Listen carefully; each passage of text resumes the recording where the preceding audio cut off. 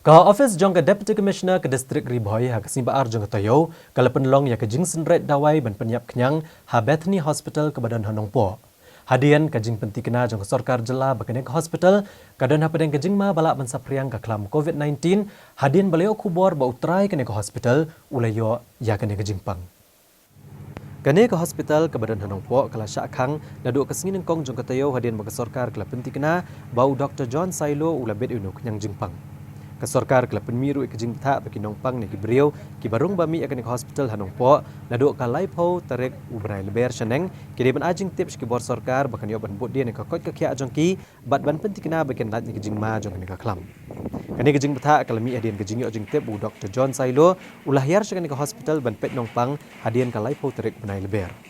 Komisi Bentah Bentik Lakam kejing sapriang jong penyang jingpang ka Swachh Bharat Mission jong ketenat PHE Kalalet ban senret dawai hakani ke hospital bat kirut kikiar jongka ban penti kena bagi kenyang jingpang ken ompur syaki wei pat gejaka ki bamarjan bat kani ke hospital.